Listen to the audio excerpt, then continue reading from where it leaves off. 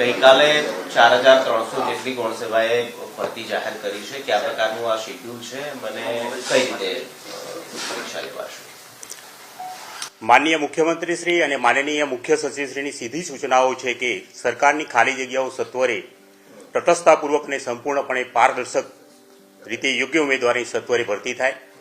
ગુજરાત ગૌણ સેવા પસંદગી મંડળના માનનીય અધ્યક્ષ શ્રી દયાની સાહેબના આજ્ઞા અનુસાર સરકારના તમામ વિભાગો અને ખાતાના વડાની કચેરીઓમાંથી વર્ગ 3ની ખાલી જગ્યાઓની માહિતી એકત્રિત કરીને ગઈકાલે જુદા જુદા સંવર્ગની 4304 જગ્યાઓ ભરવા માટે એની ગ્રેજ્યુએટ ઉમેદવારો પાસેથી અરજીઓ મંગાવવામાં આવેલ છે.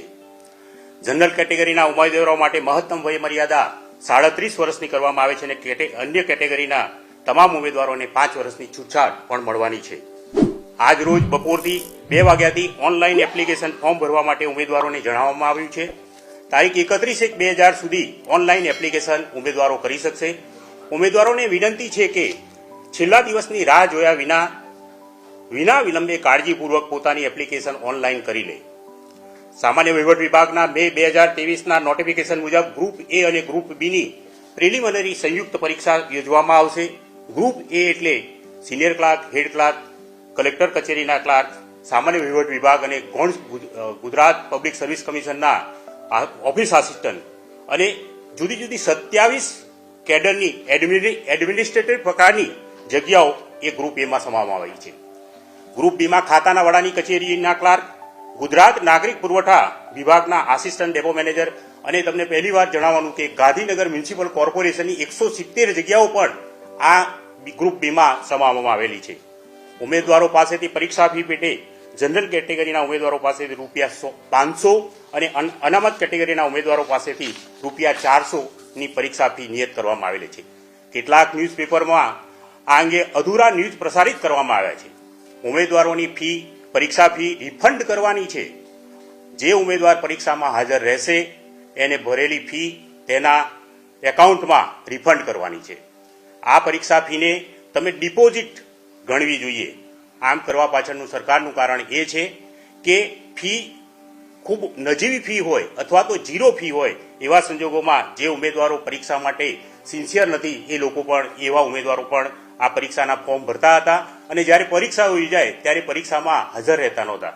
સરકાર મંડળે જેટલા બી ફોર્મ ભરાયા છે બધાની જ વ્યવસ્થા કરવી પડતી હતી. લાખોની સંખ્યામાં ઉમેદવારો ફોર્મ ભરતા હતા અને પરીક્ષા માટેની કોઈ તૈયારી ન હોવા છતાં તેઓ ફોર્મ ભરતા. આ પરીક્ષા ફી રાખવા પાછળનો મૂળ હેતુ સાચા સારા મહેનતુ જે લોકો નોકરી માટે પૂરી મહેનત કરે છે એવા ઉમેદવારો આ પરીક્ષામાં હાજર રહે અને જે પરીક્ષા ફી ભરશે એને પરીક્ષામાં આવશે તો એની પરીક્ષા ફી રિફંડ કરવાની છે. એને આ વખતની ફી અમે ઓનલાઈન SBI e-Payથી મંગાવેલી છે. એ ડેબિટ કાર્ડથી ઓનલાઈન અથવા તો વોલેટથી ફી મંડળમાં જમા કરાવશે અને જેટલી ફી ભરી છે એ તમામ ફી જે ઉમેદવારે જેટલી ફી ભરી છે એના પોતાના એકાઉન્ટમાં પાછી મોકલવાની છે. હું તમને સ્પષ્ટ રીતે કહું કે જે પરીક્ષામાં બેસશે નહીં એ ઉમેદવારને ફી પાછી મળશે નહીં.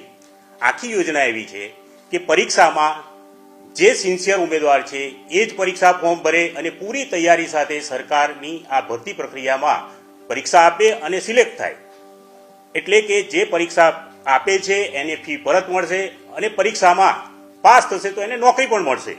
એની ગ્રેજ્યુએટ પ્રકારની લાયકાત માટે લાખોની સંખ્યામાં એપ્લિકેશનો આવતી હતી અને પરીક્ષામાં 50% કરતાં ઓછા ઉમેદવારો જ પરીક્ષા આપવા આવતા. તમને જણાવું કે આ અગાઉની જાહેરાત ક્રમાંક 150ની જાહેરાત હતી જુનિયર ક્લાર્કની 3901 જગ્યા. એમાં 10,45,462 ઉમેદવારોએ ફોર્મ ભર્યા હતા અને જ્યારે પરીક્ષા લીધી ત્યારે 4,03,079 40% ઉમેદવારો પણ હાજર રહ્યા નથી. એ જ રીતે સિનિયર ક્લાર્કની 185ની જ્યારે જાહેરાત આપી ત્યારે 3,03,748 ફોર્મ ભર્યા અને ઉમેદવાર હાજર રહ્યા 1,39,000. નાયબ નિરીક્ષકમાં પણ એમ 1 લાખ અને રહ્યા હાજર 22,000. હેડ ક્લાર્કની પરીક્ષા માટે 2,41,000 ફોર્મ ભરાવ્યા હતા અને જ્યારે પરીક્ષા લીધી ત્યારે 1,08,000 ઉમેદવારો હાજર રહ્યા હતા. અમને અનુભવે સમજાવ્યું છે અને અમે જે રીતે એનું એનાલિસિસ કર્યું છે એ જોતા 40% જેટલી હાજરી રહેવા પામે છે અને પણ મંડળે તો પૂરતી એની તૈયારીઓ કરવી પડે છે. હવે તમને ખ્યાલ છે કે હવે પછીની પરીક્ષાઓ CBRT ધોરણે લેવાની છે. થોડી ખર્ચાળ જરૂર છે પણ ખૂબ જ તટસ્થતાપૂર્વક ખૂબ જ પારદર્શક રીતે લેવાની છે.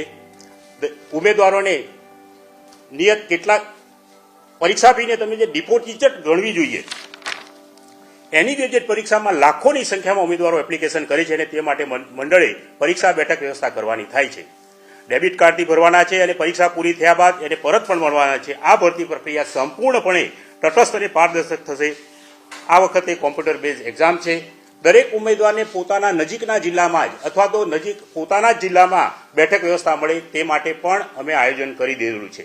દિવ્યાંગ અને મહિલા ઉમેદવારોને પણ ધ્યાને લઈને એને નજીકના પરીક્ષા કેન્દ્રો આપવાના પૂરતું આયોજન કરવામાં આવેલું છે. ઉમેદવારોને જણાવવાનું કે પ્રિલિમિનરી સંયુક્ત પરીક્ષા 100 માર્ક્સની MCQ પ્રકારની કોમ્પ્યુટર બેઝ એક્ઝામ રહેશે.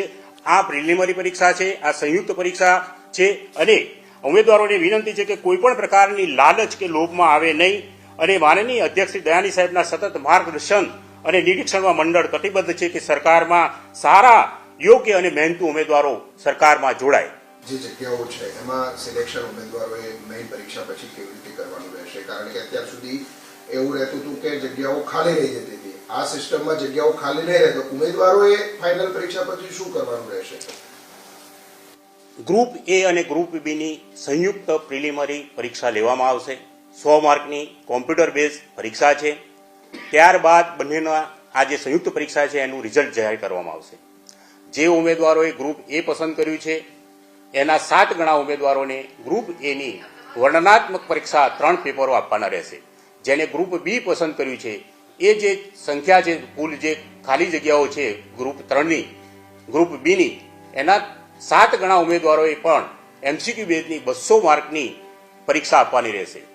ગ્રુપ એ અને ગ્રુપ બી કરવા પાછળનો હેતુ એ છે કે કેટલાક ઉમેદવારો head clerk, senior clerk, junior clerk, collector કચેરીના ક્લાર્કમાં સિલેક્ટ થતા એવો એક જ જગ્યાએ હાજર થતા અને પરિણામે જે ઓછા પગારવાળી જગ્યાઓ હતા ત્યાં હાજર થતા નહોતા અને ખાલી રહેતી હતી.